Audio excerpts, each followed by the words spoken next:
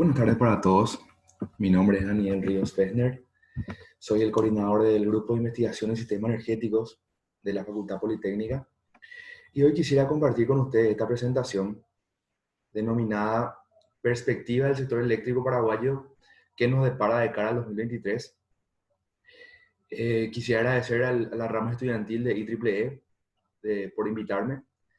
Y nada, me presento a ustedes como un colega más, tratando de compartir un poco su visión y la visión que tenemos como equipo nosotros sobre la actualidad y el futuro de nuestro sector eléctrico, esperando que eso pueda contribuir y podamos avanzar juntos compartiendo nuestro conocimiento y visiones, ¿verdad? Esta presentación quisiera iniciar planteándoles el siguiente gráfico. El siguiente gráfico muestra la distribución de la oferta bruta de energía que se produce en Paraguay, ¿sí? Vemos que en un 78% tenemos hidroenergía por un lado y biomasa por otro lado, que tienen dos características fundamentales que son nacionales, ¿sí? Y que son renovables. O sea, toda esa energía, todo ese porcentaje grande de energía producimos acá y además de eso tienen la bondad de ser amigables con el medio ambiente, por lo menos estrictamente, por lo menos a nivel general, ¿sí? El 22% restante se cubre con derivados de petróleo que son la antítesis de las otras dos fuentes. ¿Por qué? Porque son primero que nada importadas y porque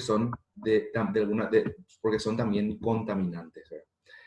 Entonces tenemos un 78% de oferta de energía nacional y renovable y en un 22% importada y contaminante. Entonces, el mote de país de la energía renovable está de alguna manera bien puesto, ¿verdad? Al menos desde el lado de la oferta.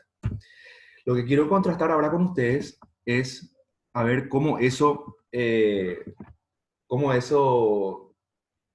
se comporta del lado de la demanda. Es decir, está bien por un lado lo que producimos, pero bueno, vamos a ver por otro lado lo que consumimos.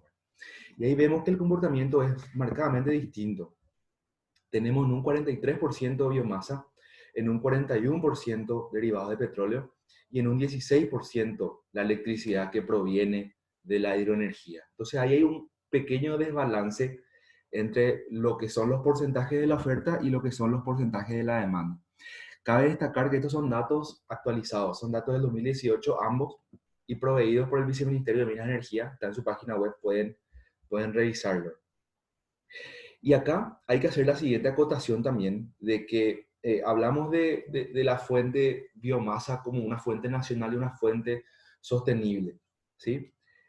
Pero dadas las circunstancias de su extracción en en los últimos años, mejor dicho, la biomasa está por verificarse, por definirse si según la explotación que está teniendo, el ritmo de explotación que está teniendo, es realmente renovable o no, en esencia. Es decir, según el ritmo de consumo, hay que ver si ese ritmo de consumo está a la par o no el ritmo de que la biomasa, propiamente dicho, se regenera. Entonces, esa es una primera acotación si hablamos de esta fuente como una fuente nacional y renovable, que es la que principalmente consumimos aquí, ¿verdad? En segundo lugar, con respecto a los derivados del petróleo, hablamos de de una fuente importada, de una fuente contaminante, y que actualmente sirve al sector transporte del país, a todo el sector transporte del país. Y por último tenemos la electricidad, ¿verdad? Estos porcentajes hacen que el contraste entre oferta y consumo sea que en el consumo, a diferencia de la oferta, el 59% nomás sea nacional y renovable, valga la redundancia, con esa salvedad pequeña de que la biomasa hay que seguir monitoreándola para ver si sus criterios de extracción son o no sostenibles. Y por otro lado, sí, la fuente importada y contaminante derivado de petróleo sí da un salto grande al 41%. Eso deja en último lugar a la electricidad, que entre todas estas fuentes es una fuente comparada con la biomasa más sostenible en su uso y más eficiente sobre todo, y bueno, con los derivados de petróleo también dada su naturaleza renovable, ¿verdad? Ahora bien, de ese 16% que es el consumo total de electricidad, veamos en qué hacemos con nuestra electricidad. Estos son datos de la ANDE también de 2018 y vemos que 44% de la electricidad que utilizamos es para el consumo residencial, el 42% es para otros consumos, entre los cuales está el comercial, entre los cuales está también el gubernamental, el alumbrado público, etcétera. Y en un 14%, en último lugar, está la industria. ¿Cuál es el tema para destacar acá la industria versus los restantes consumos? Nosotros entendemos que dentro de un proceso de desarrollo, la electricidad es un medio que permite o es una herramienta más para llegar a ese desarrollo, ¿verdad? En ese sentido, a la energía en general y a la electricidad en particular, hay que agregarle valor de tal manera a que eso repercuta en el desarrollo del país. En ese sentido, los usos industriales son los que permiten transformar la energía para, primero que nada, agregar valor a los productos, ¿sí? Es decir, que la economía cree productos de mayor valor y que permitan obtener mejores recursos por la comercialización de esos productos y también que generen mano de obra para la población y mejores condiciones de vida, sobre todo para ellos. Entonces, si hablamos de la electricidad como una materia prima, como un recurso, como un activo nuestro del país, vemos que de todo lo que usamos, el 14% nomás destinamos a un uso que nos va a generar valor en productos y también valor en mejores condiciones de vida de nuestros habitantes. ¿Sí? Eh, Aquí no quiero ir en contra de los usos residenciales y otros porque sabemos bien que la electricidad nos provee cosas muy interesantes, muy importantes y fundamentales para nuestro estilo de vida. Nos provee confort en nuestras casas, nos provee servicios, ¿verdad? Entonces, son usos que obviamente no hay que, digamos, menospreciar, sino que yo me quiero meter solamente con los porcentajes y el poco porcentaje que destinamos a la industria en comparación a la magnitud de lo que producimos, que voy a profundizar un poco más adelante, ¿sí? Y bueno, y eso, hablando de la industria, es decir, cómo se mueve nuestra industria de producción de productos, para la redundancia, y de generación de mano de obra, vemos que en un 84% se mueve a biomasa, ¿sí?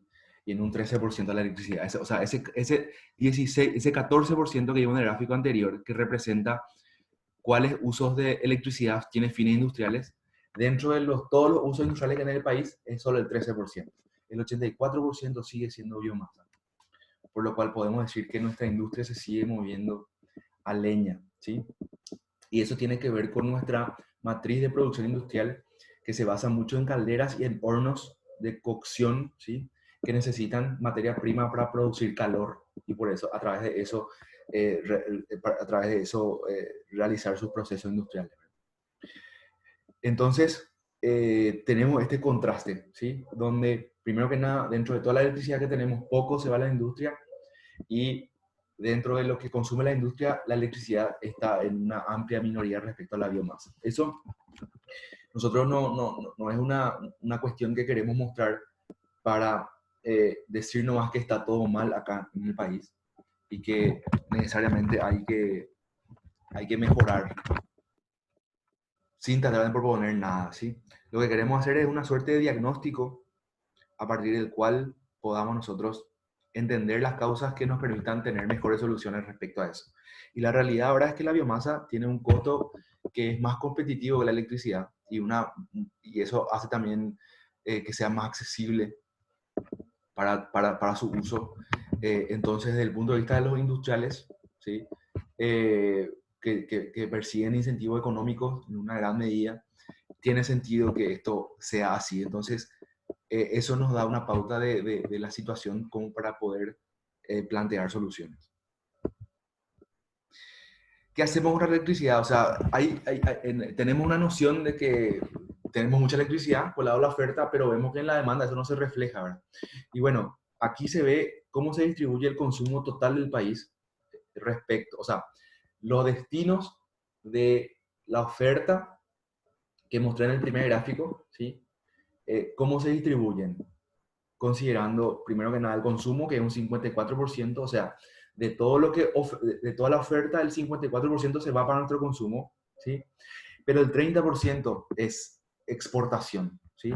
Y dentro de ese 30% está, en un 98% es electricidad. O sea, toda la electricidad, que es el primer rubro de oferta que tenemos, pero el de menor impacto en el consumo, está acá la diferencia, en que se exporta en la mayor medida, hasta ahora todavía, ¿verdad? Y básicamente tenemos esos recursos que son nuestros, que no los utilizamos aquí y que están yéndose al exterior para que lo utilicen otros, en este caso los vecinos, Brasil y Argentina. En un tercer lugar tenemos las pérdidas y stock, que quisiera resaltar nomás el alto valor que tienen, el 16%, en comparación a los valores que comúnmente se pueden observar en los distintos sectores energéticos de otros países. Entonces, esa exportación realmente, primero que nada, sirve para dar un diagnóstico de cómo está la situación actual, cómo se puede vislumbrar una mejora, pero sobre todo para tratar de entender que esa es nuestra fortaleza también, ¿sí? Nuestra fortaleza con nuestras centrales que tenemos, ¿sí? Que tenemos y que nos sirven ahora mismo para satisfacer todo nuestro consumo y además de eso para exportar, pero además porque eh, las fuentes eléctricas, ¿sí? O las fuentes de producción de electricidad siguen siendo las que tienen mayor potencial dentro de nuestro sector energético, con centrales hidroeléctricas y pequeñas centrales hidroeléctricas en nuestros ríos internos, ¿sí? En la cuenca del Paraná, en las regiones de Canindeyú, Alto Paraná, Itapúa, Caguazú inclusive, ¿sí? Nuestros ríos internos tienen potencial para desarrollar estos proyectos. Y también hay proyectos de aprovechamiento del río Paraguay, inclusive, ¿verdad? Esto se puede ver en el Plan Maestro de la ANDE, además de proyectos solares en el Chaco y nuevas binacionales, sobre todo en el tramo compartido con Argentina. Es decir, la electricidad está como fortaleza y va a seguir estando, gracias a todo el potencial que tenemos. Entonces, la disyuntiva que se plantea es básicamente, tenemos mucha producción de electricidad, sin embargo nuestro consumo sigue basándose en otras fuentes donde la electricidad es minoría, y ese excedente que tenemos de electricidad, ese superávit que tenemos de electricidad, nosotros seguimos exportando, eh, digamos, para obtener obviamente los beneficios económicos debido a la compensación y al pago que nos hacen los vecinos por utilizar esa energía. Eh, entonces, esa variable de exportación en la que nosotros nos ponemos a analizar qué pudiera pasar si es que, digamos, le damos otro uso a eso con una visión de desarrollo del país, ¿sí? Y eso es crítico analizar, sobre todo por lo que le voy a mostrar al siguiente. ¿Por qué? Porque básicamente ese superávit que disfrutamos ahora no va a seguir estando por mucho tiempo. Este es un gráfico que muestra la probabilidad de déficit de potencia de energía, es decir, la potencia demandada por todos los consumidores en un momento dado de un año, o en el momento de demanda máxima de un año, ¿sí? Y vemos que claramente en estos años y por la próxima década todavía vamos a tener pocos problemas de potencia, es decir, nuestra demanda máxima va a ser suficiente de abastecer con nuestras centrales existentes, ¿sí? Con nuestra capacidad instalada existente.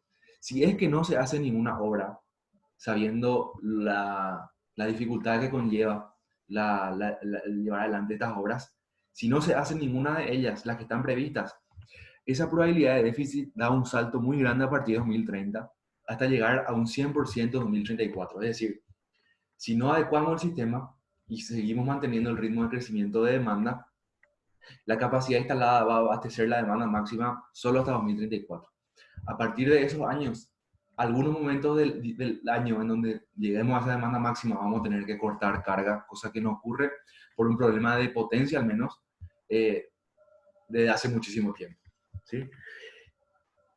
Por otro lado, debido a nuestro factor de carga, obviamente la energía total requerida es relativamente menor en proporción otra vez a la totalidad de energía que pueden producir las binacionales, o sea, nuestra oferta en las binacionales. Pero tampoco por mucho tiempo se puede sostener eso. Si se fijan en el gráfico, el margen de reserva de energía, ¿sí? Se reduce también sostenidamente hasta bajar el punto del margen de reserva mínimo definido en un 20% aquí en el año 2040. Es decir, problemas de potencia podemos tener en 2034 y problemas de energía podemos inclusive aguantar 5 años más, pero en 5 años más después de eso vamos a tener igual problemas, ¿sí? Y eso recordando que analizando el fenómeno bajo la matriz de consumo eléctrico actual, es decir, consumo puramente residencial y otros, y en último lugar, el consumo industrial, que es el que genera valor a los productos y el que genera mano de obra sobre todo a la gente, ¿sí? Y por último, realmente el factor humano que nosotros creemos que es muy importante y que se plasma en el bono demográfico, ¿sí? El bono demográfico, le quiero explicar a través de la comparación de estos dos gráficos, ¿sí? Estos gráficos lo que muestran es la proporción de población según franja etaria desde 0 años hasta más de 80 años, ¿sí? Y se ven las proporciones allí. En 1950, la mayoría de la población claramente estaba entre eh, eran menores a 15 años, ¿sí?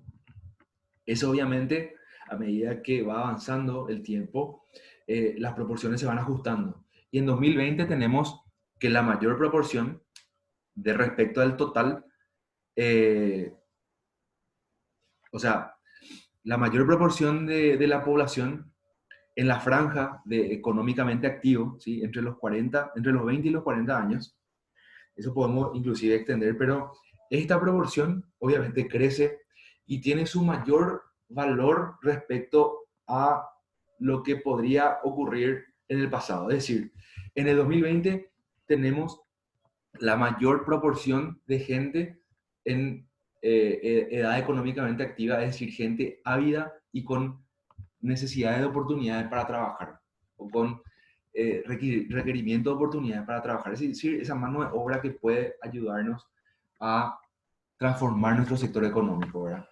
De vuelta, eso no es por mucho tiempo.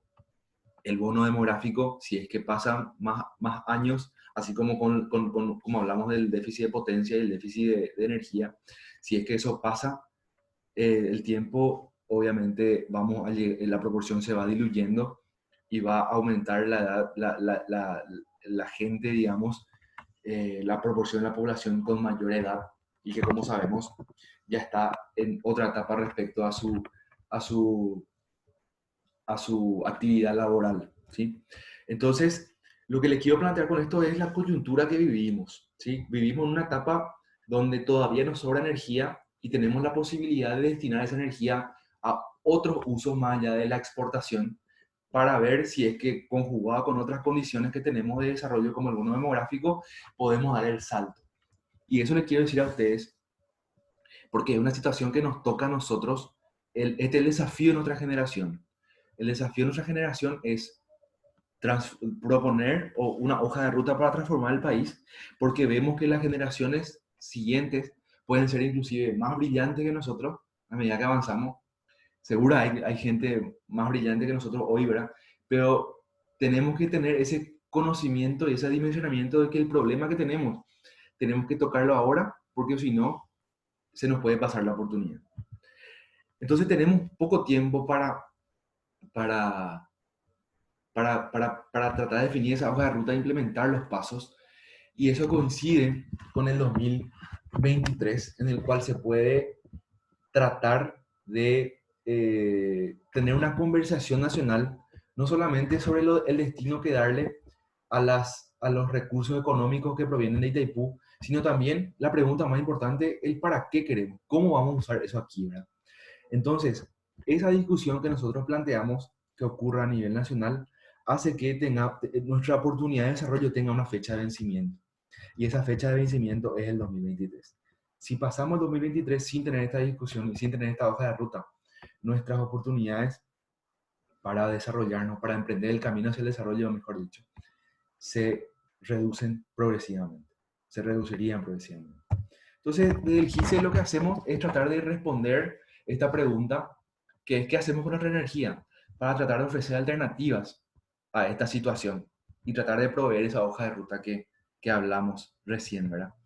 ¿Y cómo hacemos eso? A través de ciencia. Nosotros tenemos el lema de transformar energía en desarrollo, ¿sí? De Paraguay, es decir, tratamos de atacar los problemas domésticos, pero con el mayor rigor científico. Y eso se mide a través de publicaciones en revistas indexadas, es decir, las revistas de mayor impacto científico a nivel mundial, que dan una pauta de que al mismo tiempo que tratamos de resolver problemas domésticos, también tratamos de contribuir al estado del arte de la ciencia. En los últimos años tenemos un ritmo de publicación muy interesante que va en aumento y esperamos que eso se mantenga, obviamente, gracias al trabajo de todos nuestros colaboradores. Entonces, la primera pregunta, ¿qué hacer con nuestra energía? Y bueno, lo que podríamos hacer es comparar las alternativas que tenemos. Y las alternativas que tenemos son básicamente ceder, que es la situación actual, vender, es decir, el famoso precio de mercado, o usar aquí y tratar de medir cómo el impacto económico puede compararse con los anteriores. ¿Sí? El impacto económico en términos de mano de obra empleada y de productos más competitivos. Tenemos un modelo donde tratamos de comparar esas alternativas bajo 5 criterios: criterio ambiental, criterio político, criterio económico, criterio técnico y criterio social, ¿sí? Y la mejor alternativa que sale es tenemos que usar acá la energía y tenemos que usarla en pequeñas industrias que en su conjunto consuman mucha energía, y que eso nos ayude a producir productos más competitivos, más complejos, y que eso emplee la mayor cantidad de gente posible. A largo plazo, con un horizonte de 2023, y en comparación a la alternativa de mejores recursos gracias a la compensación o a la venta o a las industrias electrointensivas, esta alternativa de instalar varias pequeñas industrias que en su conjunto sean que sea mucho consumo y mucha mano de obra, esa alternativa se refleja como la más beneficiosa para el país. Entonces, lo que se plantea es que la electricidad, parece una metáfora, que la electricidad sirve para prender, para hacer luz, ¿verdad? Pero acá lo que tenemos que tratar de hacer es que la electricidad sea foco de empleos. Es decir, como le dije, la electricidad por sí misma nos sirve como toda energía. ¿Por qué? Porque lo que sirve es lo que permite transformar, o lo que la energía permite transformarse. Entonces, la electricidad lo que tiene que pasar es de ser una herramienta para transformar las condiciones del país en oportunidades y mejor calidad de vida para los ciudadanos, que sea un foco de empleos. Ahora bien, la siguiente pregunta es pequeñas y medianas industrias. ¿Pero qué industrias? ¿Sí? Y acá tenemos el trabajo de Arturo González y Eduardo Ortigosa, de Ingeniería de Sistema de Producción de la Facultad Politécnica, que plantean el análisis de un mejoramiento, una complejización progresiva de la matriz industrial de Paraguay en función a algo que se denomina las capacidades instaladas. Acá el gráfico que les muestro, un gráfico se denomina espacio-producto, que lo que muestra es un gráfico de productos, valga la redundancia, interconectados según las capacidades que permiten que un producto pase un proceso de complejización, ¿sí? Es decir, yo tengo, por ejemplo, una materia prima, pero sabiendo tal o cual capacidad yo puedo generar una nueva cosa y así sucesivamente, ¿sí? En la periferia se muestran los productos primarios, las materias primas, y eso a medida que las capacidades se van interconectando entre sí, llegan a los productos del medio, que son los productos de mayor complejidad y que requieren varias materias primas por un lado y varias capacidades por otro lado, ¿sí? Eh, entonces, esta es la matriz de Paraguay. Como vemos, muchos de los colores de los productos están coloreados, están en la periferia, es decir, la economía se basa mucho en productos primarios, ¿sí? Y hay pocas ramificaciones entre sí, ¿sí? Entonces, lo que se plantea es, por ejemplo, nomás le digo, un gráfico de un país desarrollado como Alemania, tenemos el centro totalmente coloreado, por ejemplo, ¿verdad? Entonces, lo que se plantea es tratar de llegar al centro a través de productos que están cercanos entre sí y que podamos nosotros tender esas ramificaciones a través de capacidades para generar nuevos productos más complejos, que eso haga que nuestra competitividad a nivel mundial aumente, ¿sí? Según nuestras capacidades tenemos un set de industrias que nos convendría potenciar, ¿sí? Y eso analizando entre varios criterios de vuelta, así como en el primer ejercicio. Tenemos que la industria de la madera es la de mayor impacto en beneficio del país a largo plazo. Es decir, la industria de la madera es la que nos conviene potenciar para, a partir de lo que se realiza ahora, podamos realizar cada vez productos más complejos. ¿Por qué? Porque tenemos las capacidades instaladas y obviamente eso nos va a permitir tener de vuelta nuevas capacidades para llegar al resto de la matriz productiva industrial. Esta es una conclusión muy interesante porque nos dice que la madera tenemos que seguir utilizándola, pero ya no para quemarla, ¿sí? Pero, sino para hacer productos con ella que nos aumente la competitividad del país, ¿sí?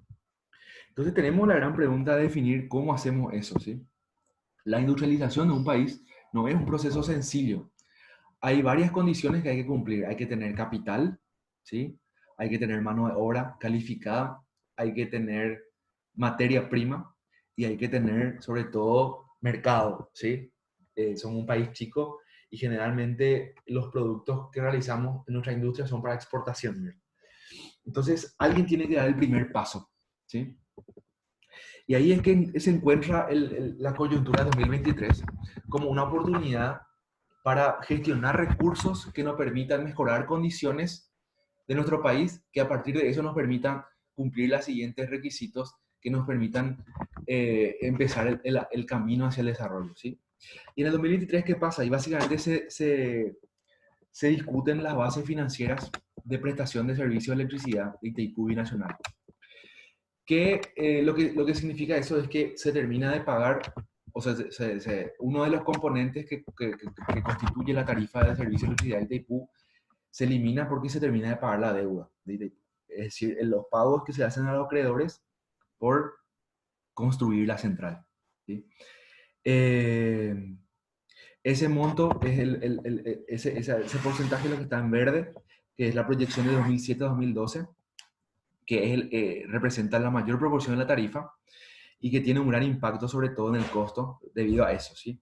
Entonces, eso es lo que en 2023 se termina de pagar y lo que habría que discutir con Brasil qué hacer con ellos, ¿sí?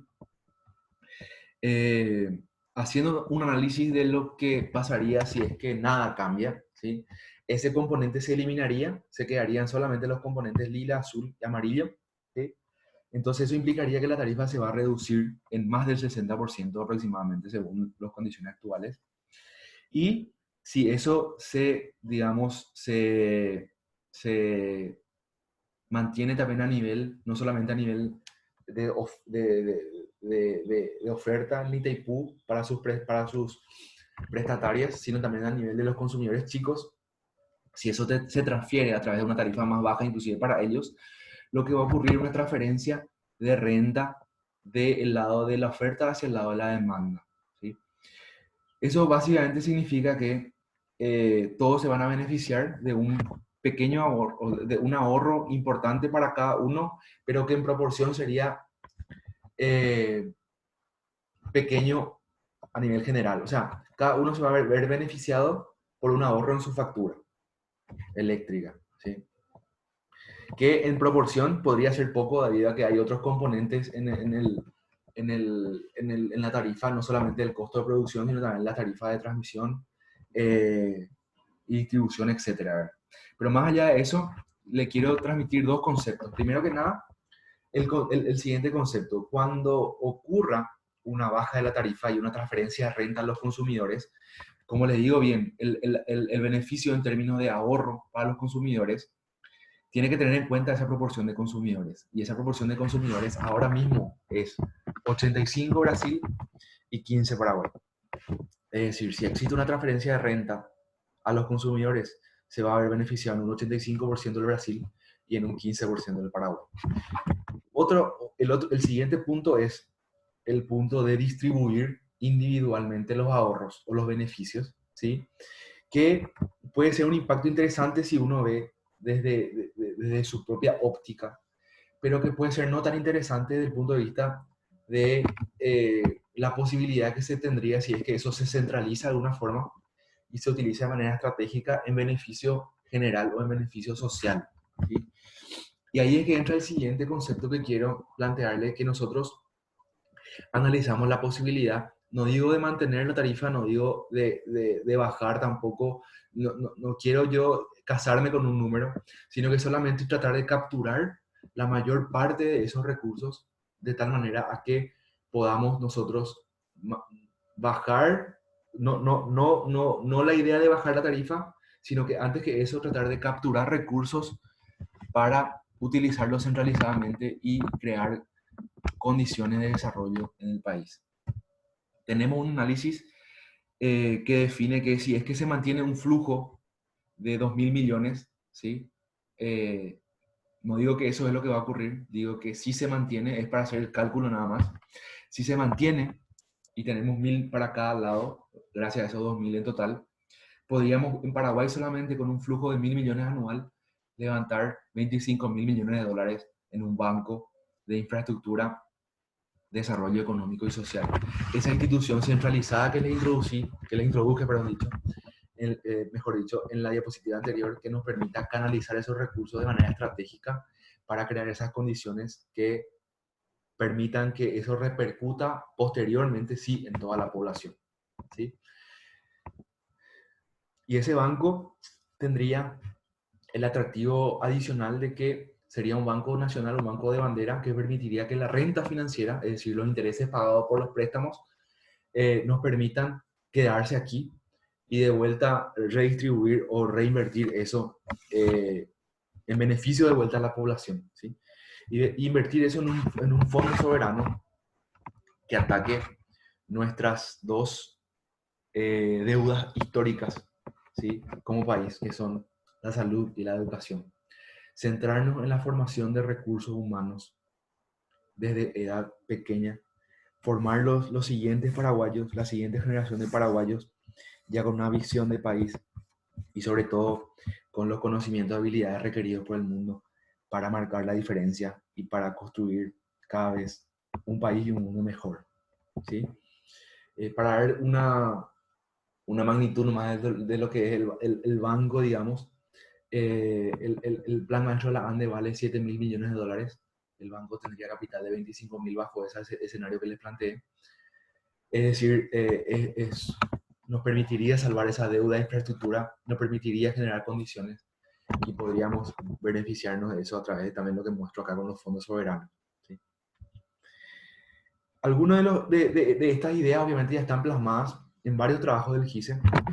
Algunos de los hitos, uno de los hitos más importantes del GISE fue la elaboración, la asistencia técnica para la elaboración de la política energética al Viceministerio de Minas y Energía, con apoyo también de Itaipu Nacional, que tiene el plus de haber sido la primera política energética en 200 años como país, que da una pauta muy importante de que al menos en el sector energético existe una hoja de ruta, existe una intención de querer hacer algo con un horizonte a largo plazo. Es decir, que los pasos que hagamos tengan un hilo conductor y nos permitan llegar a una mejor posición después, ¿sí? Y esa mejor posición está plasmada en tres criterios que son el crecimiento económico, el desarrollo industrial y el progreso social. Es decir, que la energía sirva como un instrumento para alcanzar esos tres objetivos clave, ¿sí? Obviamente las ideas también están plasmadas en la actividad particular de nuestros investigadores, Victorio y Cecilia, que estuvieron con ustedes en la semana, forman parte de la comisión asesora de la Cancillería para la renegociación del anexo C y, y también sirven y asisten en asesoramiento cuando el gobierno lo requiera, no solamente para esta coyuntura del anexo C del 2023, sino también para otros temas eh, importantes del sector energético nacional, así como el resto de nosotros. Y obviamente también el nombramiento de Gerardo como consejero de Itaipú en agosto de 2019. ¿Verdad? Entonces, nuestra actividad, nuestras ideas están siendo están tratando de también no solamente de dejarse en el papel, ¿sí? Sino también tratar de ver la forma de hacer equipo y de realizarlas y ejecutarlas y concretarlas, ¿sí? Estos somos nosotros ahora mismo, somos un plantel de aproximadamente 15 investigadores de planta, ¿sí? Y bueno, y nos dedicamos también a hacer asistencias, asesorías de tesis de grado, ¿verdad? Con lo cual con nuestros tesistas llegamos aproximadamente a 50 personas operativas día a día, ¿sí? Eh, Nuestra actividad principal es investigación. Tenemos 3 laboratorios. Laboratorio de Política Energética, que justamente Cecilia le habrá hablado el miércoles pasado de qué se trata lo que hacen. Básicamente, qué hacer contra energía. Laboratorio de Estrategia Energética, coordinada por Félix Fernández, que significa cómo hacerlo, ¿sí? Y también algunas ideas están plasmadas en lo que habló Victoria el lunes, cómo hacer lo que proponemos hacer. Y por último, planificación energética, que es de donde yo vengo y donde trabajo mucho también con varios de mis colegas. ¿Por qué? Porque la actividad que tenemos, si bien tiene un laboratorio asignado, siempre trata de ser transversal de manera que pueda proveer soluciones integrales, ¿sí? Eh, Además de la actividad de investigación que tiene como fin elaborar trabajo científico, participar en proyectos científicos, ¿sí? También tenemos actividad académica, tenemos maestría en ciencia de la ingeniería eléctrica en la Facultad Politécnica y también actividades de extensión, como les dije, la asesoría de tesis y también labores de asesoramiento, como les mencioné anteriormente. Entonces, para terminar, les quiero mostrar en qué andamos últimamente como GISE. Primero que nada, obviamente esto les digo sobre todo con el enfoque de planificación energética que les dije de dónde salgo yo y sabiendo también que Victoria y Cecilia tuvieron la oportunidad de presentar sus líneas el lunes y miércoles pasado, ¿verdad? Entonces, lo de planificación quiero empezar con modelos de integración energética que quieren tratar de analizar, ya que nosotros tenemos un porcentaje de exportación muy alto, es decir, tenemos una integración con las necesidades y los sectores energéticos de los países vecinos. Lo que queremos hacer con los modelos de integración energética es tratar de ver cómo esa integración puede ser inclusive más efectiva, ¿sí? Y cómo esa exportación nos puede mejorar los beneficios económicos como país de manera tal a poder ganar esas condiciones de desarrollo que les mencioné anteriormente. Entonces acá tratamos con un tema clave que tiene que ver con la forma en la que se define esa exportación. Y esa exportación se define de manera instantánea debido a la producción de Itaipú o de las centrales binacionales y la demanda de ANDE. Entonces, hay variables inciertas involucradas en ese intercambio que tiene que ver con la naturaleza del emprendimiento. Como todo emprendimiento renovable, Itaipú depende de un recurso intermitente, por más que sea altamente regular en comparación con otros, es un recurso intermitente que depende del caudal del agua y además está decir o de destacar la intermitencia de la demanda de la ANDE, ¿verdad? Entonces, esa comparación entre, primero que nada, caudal, producción de Itaipú, es decir, cuánta producción hay disponible en cada momento, y por otro lado, cuánta demanda de la ANDE, la ANDE necesita, es la que determina finalmente, en comparación también con el contrato, cuánta energía me sobra o cuánta energía exporto, ¿sí? Y es crítico ver esas virutas que le llamamos nosotros, ese sobrante, sobre todo atendiendo a el problema que hubo el año pasado, que fue un problema de contratación de ANDE, donde la existencia de esas virutas que permitía a la ANDE completar su demanda, no, digamos, esa existencia era crítica para mantener esa premisa y bueno, hubo un problema por definir entonces cuánta energía se contrata y cuánta energía sobra finalmente. Y es un problema de naturaleza incierta, de naturaleza cronológica y de manera tal a poder abordarla hay que desarrollar modelos estocásticos que consideren esa intermitencia, ¿verdad?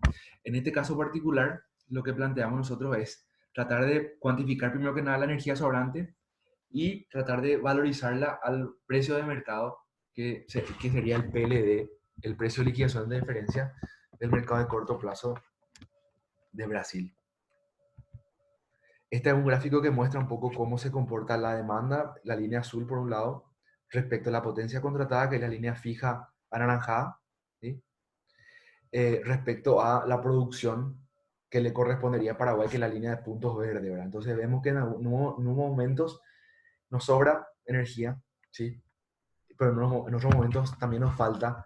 Entonces es crítico cuantificar la sumatoria de eso para ver realmente cuál es el saldo y cuál energía es la que disponemos para comercializar.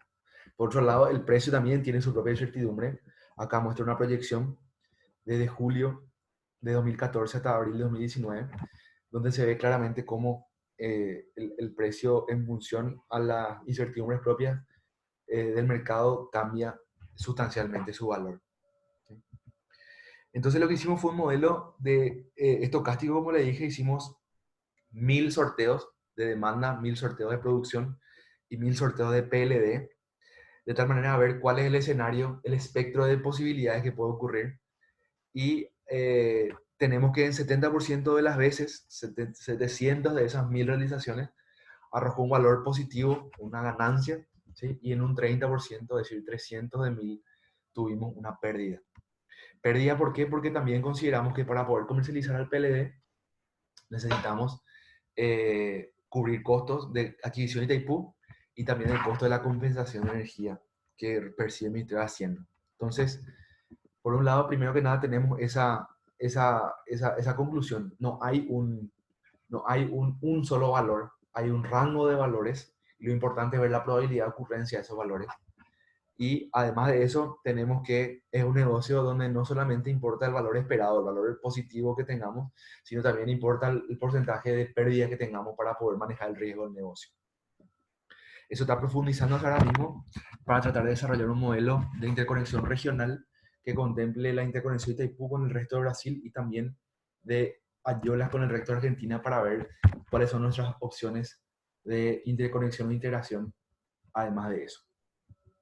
También tenemos modelos de expansión del sistema eléctrico nacional, esto considerando la cantidad de recursos que requiere la ANDE, que son 7.000 millones de dólares, y el alto porcentaje que continúa sin financiamiento ahora mismo, con el objetivo obviamente de tratar de ver si es que se puede racionalizar recursos a través de una mejor operación y planificación. El último trabajo que tenemos es un trabajo que trabaja con el concepto de line switching. Line switching lo que hace es desarrollar un modelo de flujo óptimo de potencia que tiene en cuenta el costo de operación total del sistema, o sea, cuánto cuesta transmitir potencia en función a las condiciones de productividad del sistema, es decir, las pérdidas particularmente, ¿verdad? Entonces, como ustedes saben, un sistema mallado, si bien aumenta la calidad de la interconexión, según la capacidad de las líneas, puede o no causar más pérdidas. Entonces, es un problema para explorar si es que apagando o prendiendo ciertas líneas, la distribución de pérdida a nivel del sistema mejora. Y aquí lo que vimos es que efectivamente a medida que hacíamos realizaciones para cada año, para 2019 hasta 2025, a medida que abríamos líneas, teníamos un aumento de, de los ahorros por reducción de costos de operación, ¿sí? Eso varía año a año, ¿por qué? Porque la demanda varía y obviamente las obras que se introducen también varían, pero la tendencia de reducción es interesante de ver. Obviamente hay un límite en el cual eso puede ocurrir y que a partir de eso ya porque a partir de eso la apertura de la siguiente línea ya incurre una pérdida de carga. Y eso es importante, ¿por qué? Porque el concepto de line switching lo que supone es cuáles líneas tenemos que abrir, pero sin comprometer la demanda. Y vemos que en el siguiente gráfico, el gráfico a la derecha, tenemos la reducción de costo de operación en azul, es decir, a medida que aumentan las líneas, va bajando los costos de operación, pero también va aumentando la expectativa de energía no suministrada, es decir, un criterio de confiabilidad. Y ahí vemos que hay un óptimo, un mínimo que te demuestra la relación de compromiso entre bajar costo de operación a través de la apertura de línea, pero de confiabilidad a través de la energía no suministrada esperada. Entonces, si bien podemos bajar los costos de operación progresivamente hasta abrir 16 líneas en 2019 este gráfico, realmente abrir 6 líneas no es que te cumple el criterio de factibilidad, el criterio de confiabilidad del sistema. Es decir, hasta ese punto vos podés bajar si es que vos no querés comprometer tu carga, ¿sí? Y bueno, las líneas que en este caso particular nos dicen que son óptimas a abrir son 6 y están detalladas ahí más abajo. Otro análisis que hicimos interesante fue definir dentro del país cuáles son los departamentos que ofrecen mejores condiciones para promover el desarrollo. Sabemos que Paraguay en sí tiene ciertas condiciones como país, pero dentro del país de vuelta los departamentos tienen otra vez mejores condiciones uno respecto a otro. Por ejemplo, la interconexión con el sistema eléctrico, la mano de obra, eh, la materia prima, la interconexión a través de rutas y puertos, etc.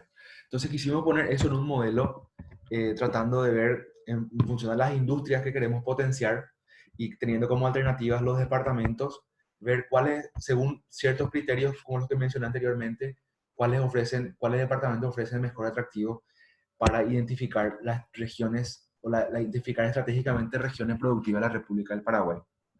Tuvimos como resultado que la mejor alternativa para promover el desarrollo del departamento central, seguido por Itapúa, Misiones, Ñembucú y Alto Paraná.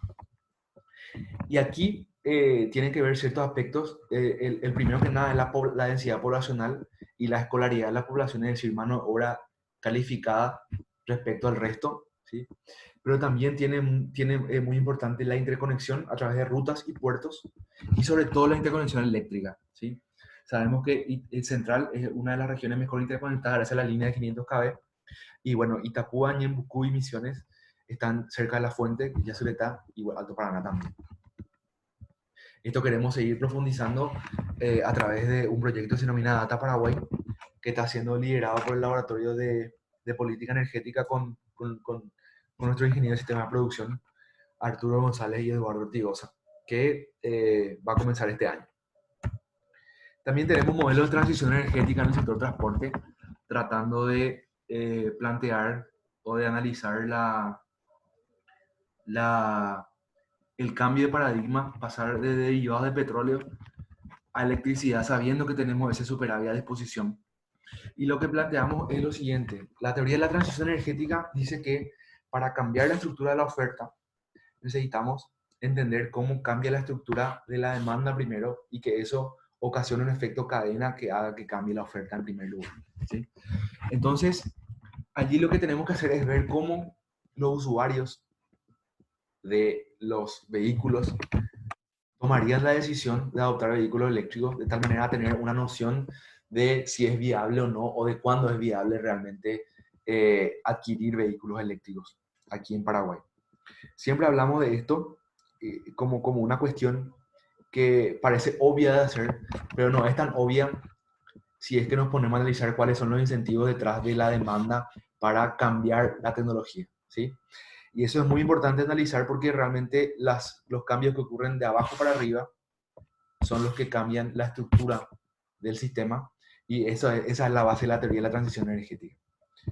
Lo que planteamos es un modelo entonces de dinámica de adopción de vehículos eléctricos, es decir, entender cómo los vehículos eléctricos en general cambian su cantidad de circulación o su cantidad de adquisición por parte de la población o por parte del mercado y tratar de analizar cuáles son las variables que afectan a que haya más ventas que permitan que haya más autos eléctricos.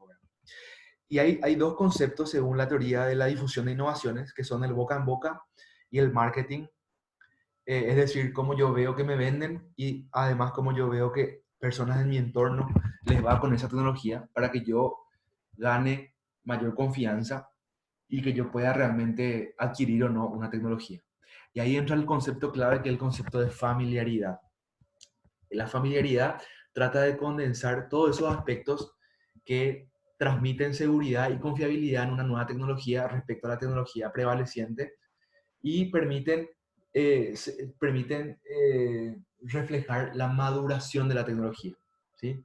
Sabemos que en esencia el auto eléctrico digamos, mejor con el medio, es más amigable con el medio ambiente, usa una fuente nacional, etcétera.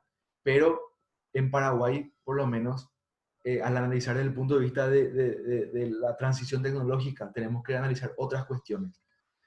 Como por ejemplo, y haciendo un ejemplo claro con esto, por ejemplo, hay estaciones de carga para que yo cargue mi vehículo, o si llueve o si hay un raudal, mi vehículo se va a quedar atascado ahora. Entonces, hay una curva de aprendizaje que hay que cumplir de manera tal a que esas cuestiones de seguridad y confianza con la tecnología se cubran para que yo sepa realmente que esta tecnología nueva está apta para reemplazar la tecnología anterior, es decir, que no me va a dejar en la calle. Eso trata de condensar el concepto de familiaridad, y eso es lo que tratamos de reflejar a través de este esquema de dinámica, ¿sí? Esta es la estructura jerárquica de toma de decisión, es decir, cómo se refleja la confiabilidad o el atractivo de la tecnología para un usuario en particular, y tratamos estos 5 criterios que son el precio de compra, la autonomía, los costos de operación, la velocidad máxima y las emisiones. Y bueno, los resultados son estos, ¿verdad? Va a existir una transición, pero según el caso base, la transición está muy lejos de ocurrir todavía, y hay muchos aspectos que ver, entre los cuales, por ejemplo, está el poco parque automotor actual de vehículos eléctricos. Es decir, hay pocos autos en la calle que permitan mostrar a toda la población que la tecnología sirve y es segura, y eso tiene su proceso, es lento para que llegue a masificarse y a que cada vez más usuarios confíen. Y también está otros temas particulares de los vehículos eléctricos, como por ejemplo el precio de compra, que está todavía alto, pero que va reduciéndose progresivamente. Entonces, lo que tratamos de hacer ahora es tratar de ver qué mecanismos poder implementar, o qué ayudas poder implementar para aumentar la cantidad de autos en la calle, que permitan aumentar la exposición y que permita aumentar la confianza de los usuarios respecto a los autos eléctricos. Y encontramos que la política energética plantea que todos los vehículos estatales para el 2040 sean eléctricos, lo que va a permitir que haya un gran número de autos en la calle, y eso obviamente con los impactos positivos en la exposición que conlleva, ¿verdad? Si hacemos esa medida, si tenemos autos eléctricos del Estado en la calle para el 2000, digamos, comparado con el caso base, podríamos adelantar 25 años la, la, la curva de aprendizaje o la curva de familiaridad y de adopción de vehículos eléctricos, ¿sí? Es decir, la tecnología puede madurar mucho antes, ¿sí? Y eso es crítico porque, como les dije, además de que hay más autos en la calle, yo puedo ver que funcionan y puedo estar seguro de que es una tecnología apropiada. Eh, También, además de eso, tenemos más concesionarias por una cuestión de escala, con precios más accesibles, y también con prestaciones de servicio de postventa, talleres mecánicos, etcétera, que hacen que se creen las condiciones y haya un efecto en cadena para que eso se masifique. Ahora mismo estamos haciendo los análisis de qué otras medidas hacen falta para inclusive adelantar la curva un poco más. Y por último, lo último que estamos haciendo, que seguimos imaginándonos el futuro.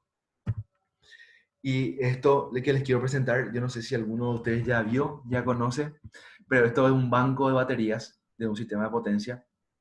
Es decir, es tecnología de almacenamiento a gran escala. Y esto lo que permite es básicamente funcionar como generador o como demanda según cómo sean los requerimientos del sistema, ¿verdad? La gran transgresión que hubo en los últimos años es que se llegó a la capacidad tecnológica de realizar grandes baterías, grandes bancos de baterías para el sistema de potencia. Eso era solamente una cuestión de distribución en los últimos, primero, ¿verdad? Pero en los últimos años en corriente alterna se están desarrollando cada vez más baterías que pueden servir a los sistemas de potencia. Y eso en Paraguay, ¿por qué es importante?